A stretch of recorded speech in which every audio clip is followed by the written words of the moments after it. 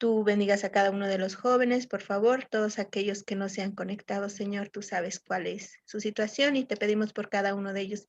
En el nombre de Cristo Jesús, amén. Amén. Muchas gracias entonces, Dani, por orar. Bien, hoy llegamos entonces al final del capítulo 4 y vamos a empezar el capítulo 5 y hemos hablado muchas cosas en este capítulo, como lo pueden ver aquí en todas las presentaciones.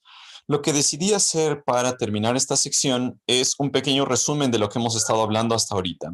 ¿Y por qué este resumen? Porque siempre es bueno poder ver un libro desde una perspectiva como si fuéramos un águila, verlo desde arriba y entonces nosotros poder captar un poquito del panorama que tenía Pablo en mente cuando estaba escribiéndole a los Corintios. Ya vimos muchas cosas y algunas de estas les van a parecer repetitivas, pero creo que siempre es bueno poder recordarlo para que nosotros tengamos una visión más completa del libro.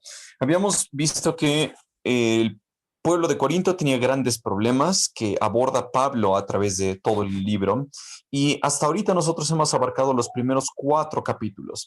Todavía nos faltan ver estos capítulos que más adelante van a seguir hablando de algunos temas importantes, pero en este capítulo quizá nosotros podríamos decir que el tema principal ha sido la división de la iglesia de Corinto. Entonces, en Primera de Corintios 1, capítulo 1 al 4, estaba mencionando que dentro de la iglesia de Corinto había muchas divisiones y estas divisiones se debían ¿a qué? Pues una, a que los creyentes eran inmaduros y esta inmadurez hacía que unos prefirieran a Pablo y otros prefirieran a Pedro y otros prefirieran incluso a un tercero que era Apolos.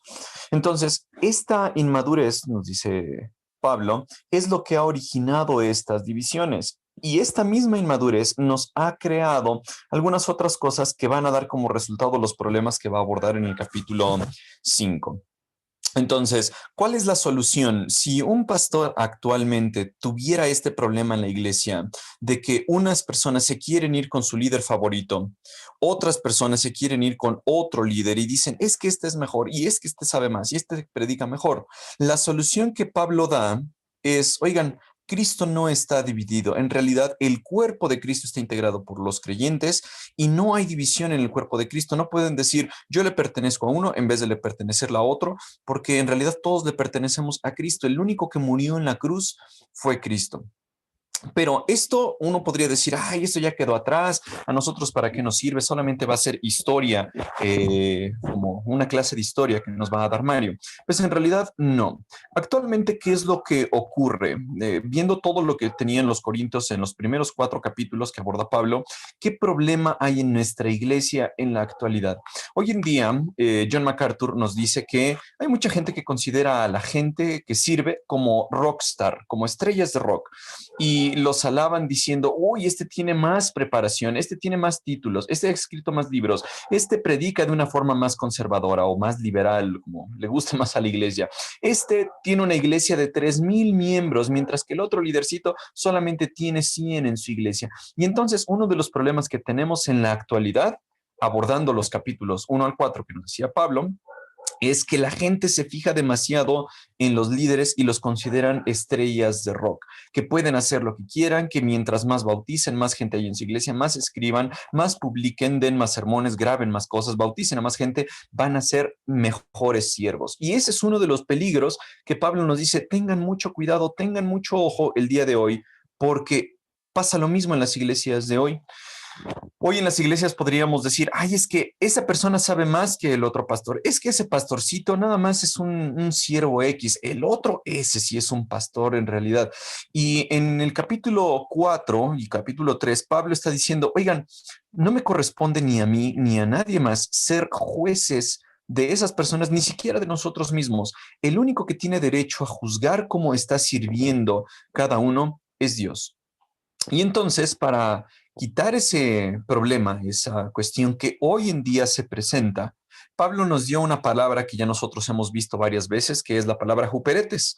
Juperetes era este remador que no tenía ningún derecho, no tenía ninguna iniciativa, no tenía ninguna idea, solamente tenía un objetivo, el buen juperetes. ¿Cuál era?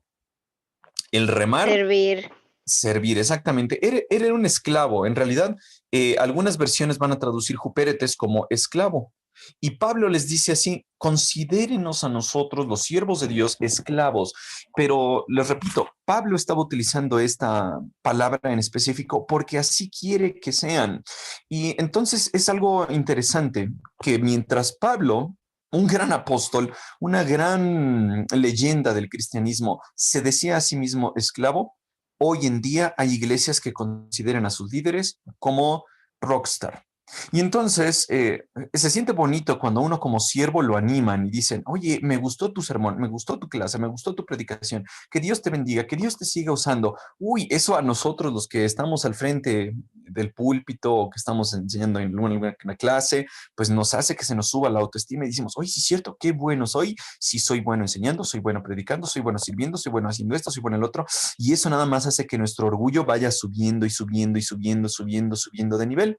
Entonces, no está mal que la iglesia le diga gracias hermano o gracias hermana por servir. Eso no está mal.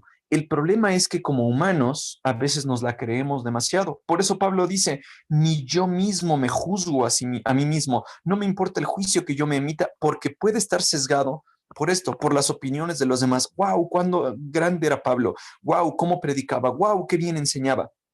Eso habla de que la gente está con un espíritu que está recibiendo las enseñanzas, pero eso nos puede inflar, puede hacer que se nos suba el ego, o se le suba al pastor, o se le suba a cualquier líder, y entonces Pablo nos lleva al piso y nos dice, oye, espérate, no te subas, no te marees en un ladrillo, recuerda que eres un esclavo, simplemente eres alguien que tiene que hacer una sola cosa, en este caso, remar.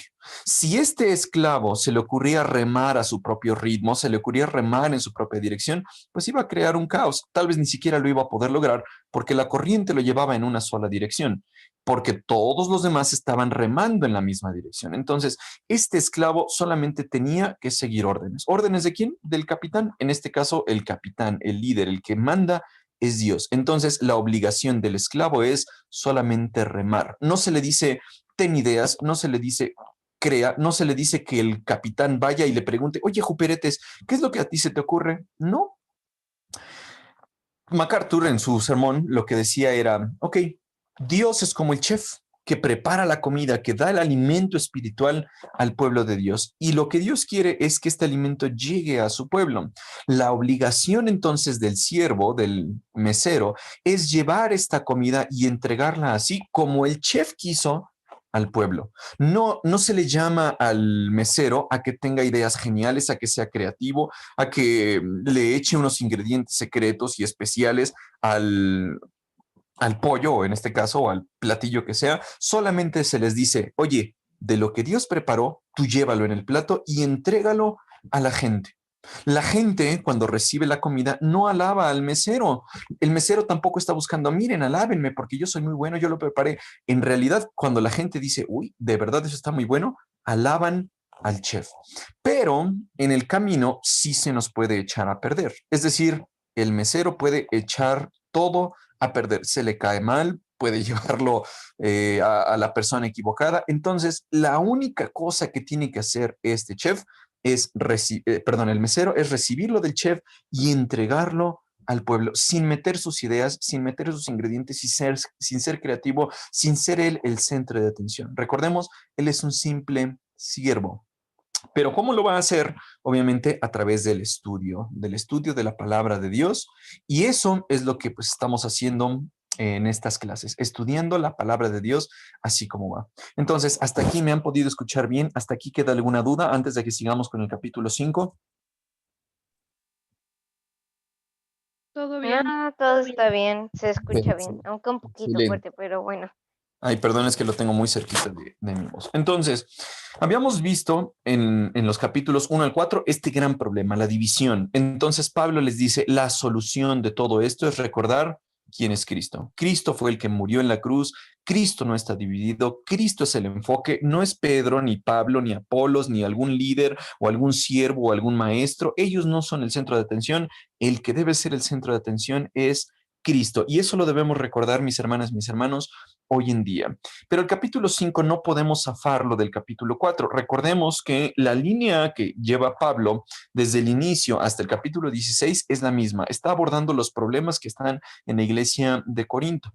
Y entonces, si vimos que ya en el capítulo 1 al 4 el pueblo de Corinto tenía un gran problema que era el ego, es decir, algunos decían, uy, yo soy mejor que el otro, Pablo no sabe, Pablo no tiene autoridad, y algunos seguían a esos líderes y creaban división debido a su inmadurez. Entonces, ese es el primer eslabón, ese es el primer problema que aborda Pablo y que nos va a dar como consecuencia una serie de problemas más que va a abordar en los siguientes capítulos.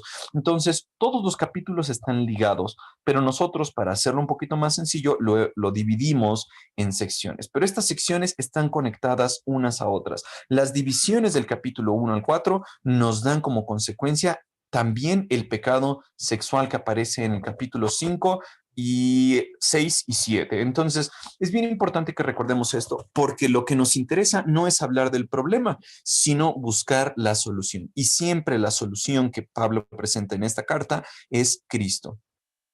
Cristo y su evangelio es la solución a cada problema que puede tener la iglesia. Y repetimos, esto no es solamente una cuestión que se presentaba en la iglesia de Corinto y que no se presenta en las iglesias en la actualidad. Hoy en día la gente idolatra a sus líderes. Hoy en día la gente sigue a unos líderes o a unos pastores sin recordar que Cristo es el que debe ser el ejemplo. Entonces, alguien que me ayude, por favor, a leer el versículo 1. Estamos en el capítulo 5 ya, versículo 1. Alguien que me ayude a leer, por favor, hasta acá. Me cuesta creer lo que me informan acerca de la inmoralidad sexual que hay entre ustedes, algo que ni siquiera los paganos hacen.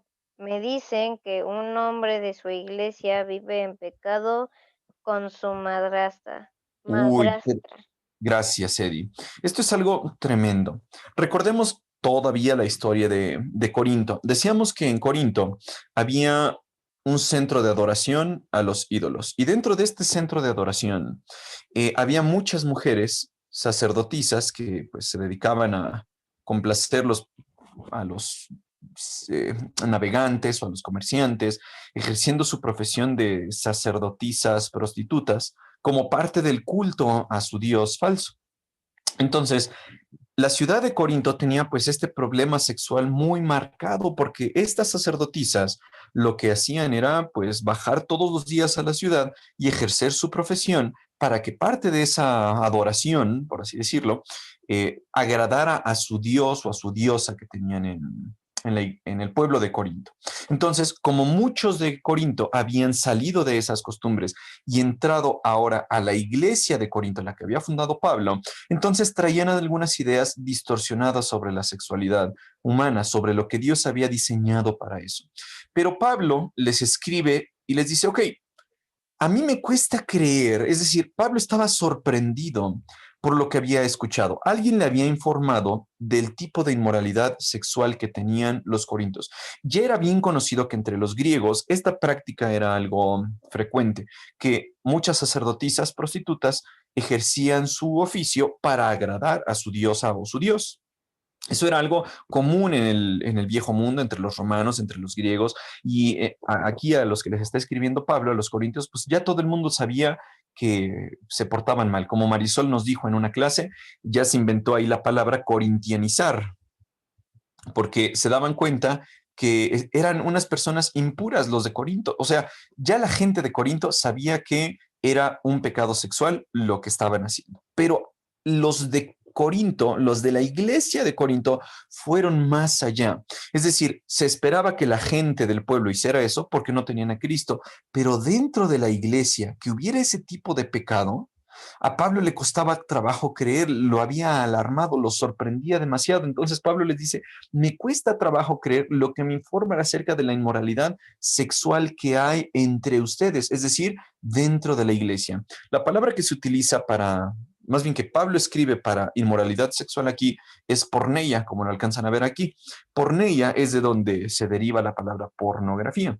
Porneia era la inmoralidad sexual, el acto ilícito de tener sexo fuera del matrimonio. Entonces, Ya sabían que los corintios no se caracterizaban por esa pureza sexual, pero los de la misma iglesia, los cristianos, iban más allá que lo que estaban haciendo fuera de la iglesia. Entonces a Pablo le cuesta creer, Pablo estaba sorprendido y decía, ¿cómo es posible? ¿Cómo es posible que ustedes, los de la iglesia, estén cometiendo una pornella de tal magnitud? ¿Qué estaban haciendo? Algo que ni siquiera los paganos, los que estaban afuera, o sea, ellos hacían. ¿Qué estaba pasando dentro de la iglesia? Alguien le dijo que un hombre de su iglesia vive en pecado con su madrastra. Y muchos han especulado sobre qué quiere decir Pablo cuando está mencionando esto, que algunas personas vivan en pecado con su madrastra. Noten esto. Tenemos aquí un padre, un papá que estaba casado con alguien, ya se murió su esposa, entonces la esposa ya se le murió.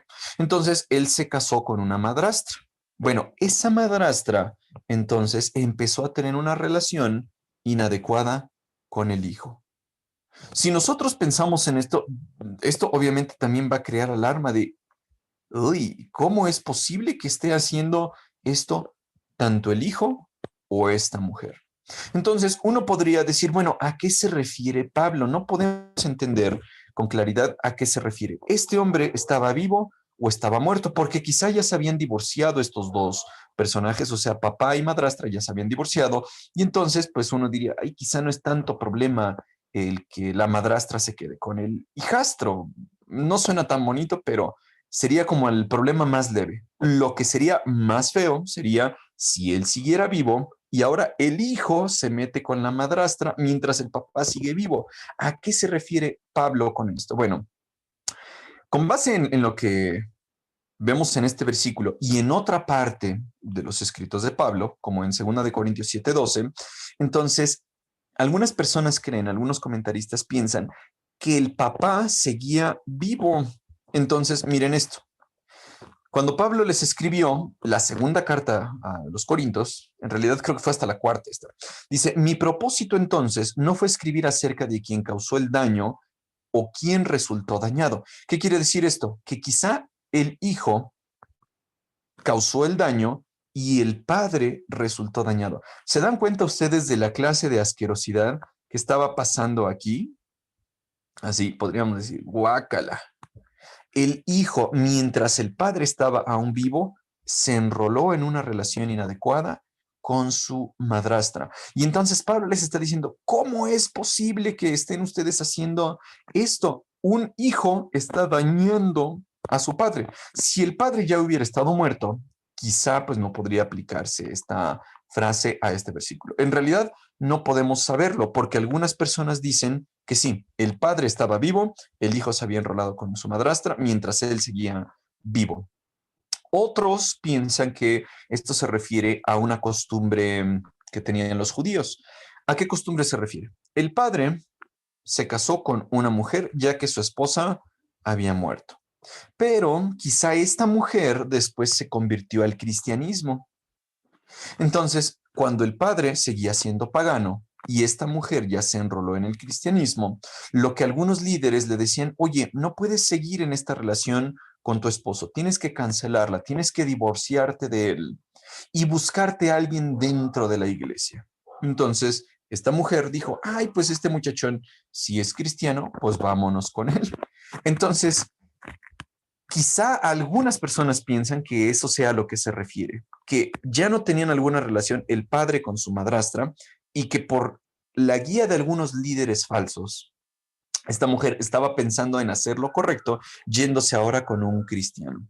Cualquiera que sea el panorama, cualquiera que sea que ya estuviera este hombre muerto, o estuviera vivo y divorciado, o estuviera vivo todavía y casado con esta mujer. Entonces, aún así, cualquiera que fuera de esas tres opciones, esto resultaba algo grotesco. Un hijo con la mujer de su padre, obviamente no su madre, pero esto estaba hablando de algo que pues, se podría considerar incesto, y algunos comentaristas mencionan eso. Entonces, noten ustedes la gravedad de esto. Yo les mencionaba que los capítulos van conectados. La gente de Corinto era inmadura, era peleonera, discutían. Y entonces, quizá dentro de esas discusiones, Pablo les decía, ok, yo tengo la autoridad por ser apóstol y aparte porque soy su padre. Quizá habían salido otros líderes por ahí que habían dicho, oye, sí te es permitido tener a la mujer de tu padre. Entonces ellos decían sí y Pablo les decía no. ¿Qué pesaba aquí? Pues la autoridad obviamente de Pablo. Esta inmadurez había desencadenado un segundo problema que era la inmoralidad. Y la cuestión es que la inmoralidad ni siquiera hasta ese grado los paganos lo hacían. Voy a detenerme aquí para hacer una pregunta. ¿Ustedes creen que haya cosas ahorita que los cristianos dentro de la iglesia hacen y que los inconversos no hacen? Yo creo que sí. Ese tipo de divisiones, ese tipo de idolatrar al líder, ese tipo de que el líder se crea un rockstar, eso nos habla de pecados que quizá los paganos ni siquiera hacen, porque los paganos, pues ellos tendrán sus ídolos, tendrán sus personas famosas, pero ellos no le rinden cuentas a Dios, porque algunos ni siquiera creen que existen.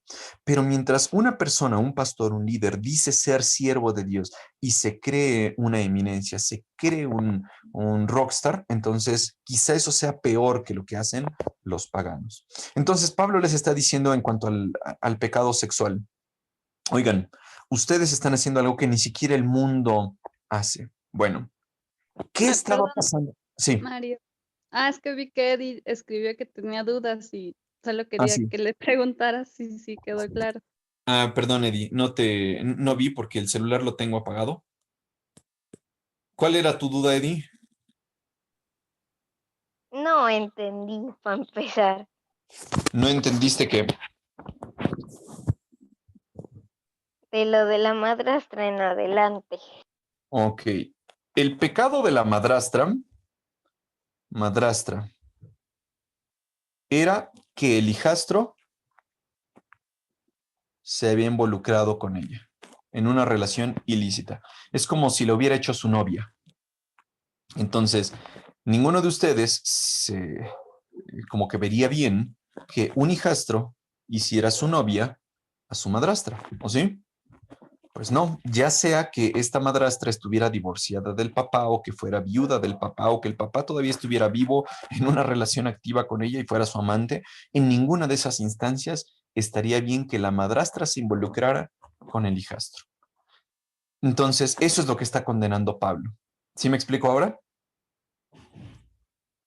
Sí, Ok, bueno.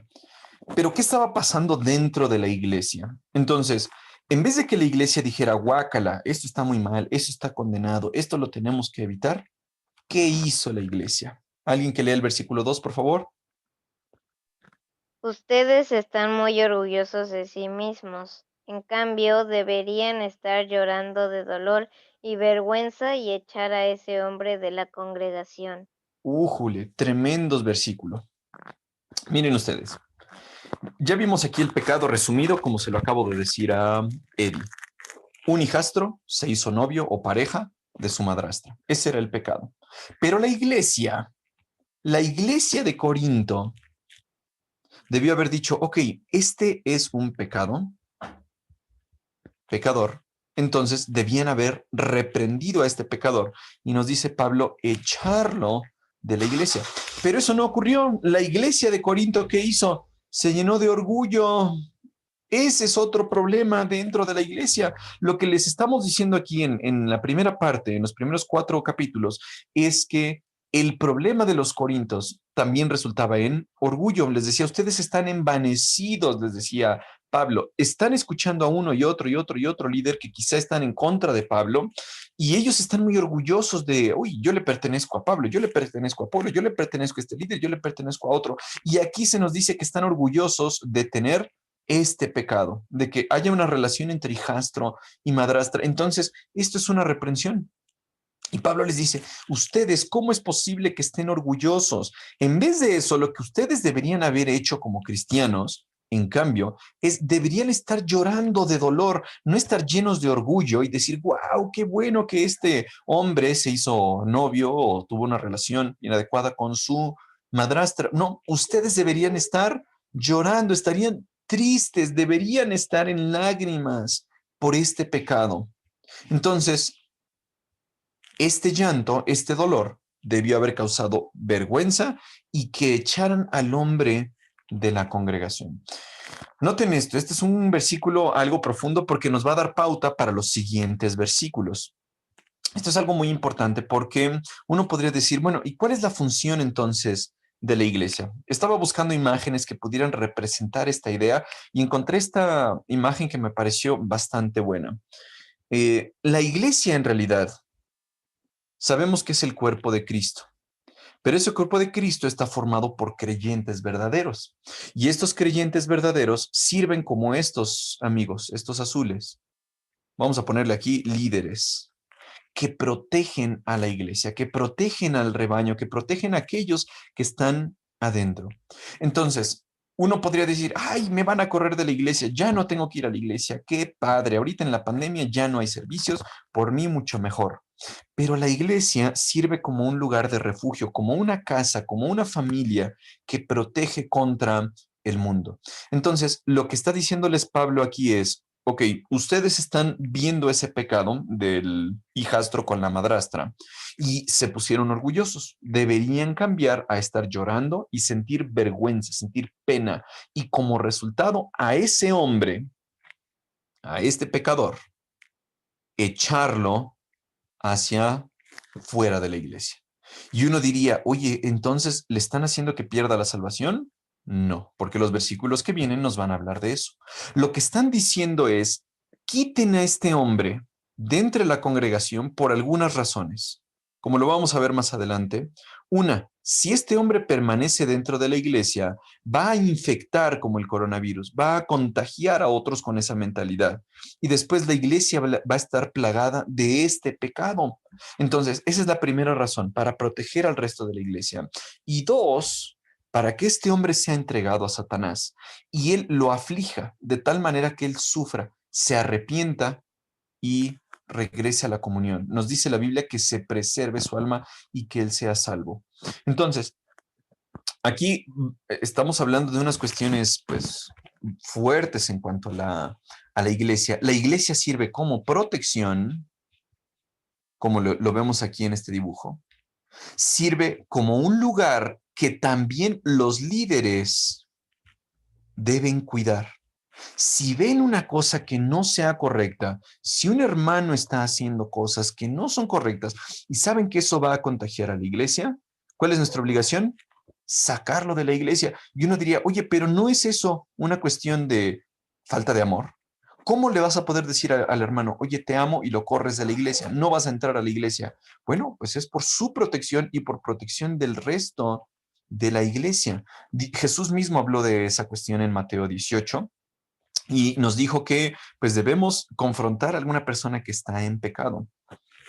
Entonces, el resultado natural de este pecado, de que él se enrolara con su madrastra, había producido orgullo en esta iglesia de Corinto y Pablo les está diciendo, deben a echar a este hombre de la congregación.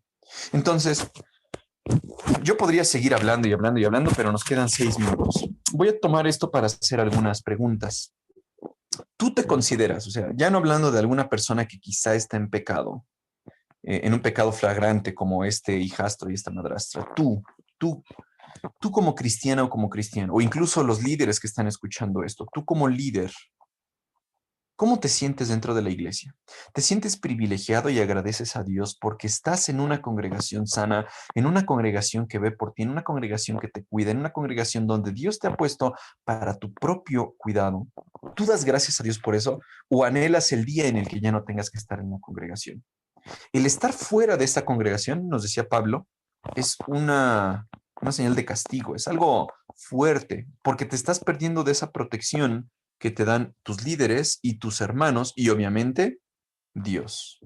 Entonces, ¿tú cómo te sientes con respecto a tu iglesia? ¿Das gracias a Dios por estar en ella? ¿Estás sirviendo, estás protegiendo, estás cuidando que la santidad de Dios se proteja dentro de esa congregación? Pues deberíamos hacerlo, porque aquí no se nos dice que debería ser una carga para nosotros ir a la iglesia, sino como una cuestión que deberíamos desear. Entonces, Pablo les dice algo aquí. Les dice, aunque no estoy con ustedes en persona, recordemos que Pablo estaba lejos, probablemente en Éfeso. Entonces, Pablo no estaba con la congregación. Les decía una cosa, sí lo estoy en el espíritu, y como si estuviera ahí, ya emití mi juicio sobre ese hombre. Este versículo crea otras preguntas y preguntas y preguntas y preguntas, porque en el capítulo 3 se me habló del juicio. En otras diríamos, bueno, ¿cómo entonces Pablo está en espíritu? Bueno, vamos a responder algunas de esas preguntas ahorita. Entonces, se nos dice, ok, yo no estoy presente con ustedes en este grupo que se llama Corintio. Corinto, en la iglesia que está en Corinto, Pablo no estaba en ese momento. Entonces, Pablo les dice, yo estoy en espíritu. ¿A qué se refiere Pablo? Bueno, es quizá a una referencia a los dones espirituales. En el capítulo 12, Pablo va a hablar de los diferentes dones y entre esos dones menciona el discernimiento de espíritus. Entonces, quizá Pablo se está refiriendo a eso. Yo ya discerní en espíritu, porque recordemos que Pablo era un apóstol y tenía un entendimiento, pues que nosotros ni siquiera podemos quizá comprender. Entonces, a través de eso, pudo él discernir lo que estaba pasando en la iglesia y dijo, yo ya emití mi juicio. Pero les repito, eso crea una pregunta de, oye, ¿no que no nos debíamos juzgar los cristianos? Claro, cuando se nos dice que no nos juzguemos, quiere decir esto, que no digas, ese pastor es mejor, el otro sabe más, el otro tiene más libros escritos, el otro es mejor siervo que uno. Eso no debemos juzgar, eso no es lo que nos corresponde, eso solamente le corresponde a Dios. A lo que se refiere Pablo aquí es a su juicio sobre un pecado. Y si ese pecado estaba contaminando, si un miembro estaba contaminando a otros miembros, entonces, claro que debían castigar a esa persona. Y el castigo era sacarlo de la iglesia. Entonces, vamos a hablar un poquito más sobre eso porque es un tema bien amplio y lo tenemos que abordar con cuidado porque pues algunos pastores están viendo estos videos y necesitamos saber a qué se refiere Pablo con echar a ese hombre de la congregación. ¿Hasta aquí hay alguna otra duda? ¿Alguna otra cuestión que les gustaría que comentáramos? Nos queda un par de minutos. Si no hay dudas, entonces les voy a dejar de tarea que para la otra semana, el otro año, entonces puedan leer los versículos que siguen, ¿sí? Y en este caso, ¿en dónde entraría la restauración? Eso viene después, porque en los versículos que vamos a ver, el objetivo de sacarlo de la iglesia no era la destrucción de esa persona. Lo vemos aquí en el versículo 5. Dice, no deben expulsar a ese hombre para que se destruya, sino como dice aquí, sino para que su naturaleza pecaminosa sea destruida, es decir, el pecado que lo invade sea destruido, pero él mismo sea salvo. Entonces, cuando esa persona se arrepiente, cuando esa persona decide dejar su pecado, entonces puede ser restaurado. Pero mientras está en la iglesia contaminando a los demás, entonces esa persona debe ser sacada de la congregación, como lo dice Pablo aquí. El versículo 5 nos da la respuesta a tu pregunta, Jessie. Gracias. ¿Sí? ¿Alguna otra duda, chicas y chicos? No. Pues bueno, es un tema bien difícil, es un tema, yo sé que confuso para muchos de ustedes. Me detuve un poquito porque vi que mis sobrinos están viendo esto y no quise hablar de manera explícita, pero lean por favor los versículos que siguen, tanto jóvenes como pastores, y primero Dios, la otra semana podemos resolver algunas dudas. ¿Ok? Nos queda menos de un minuto.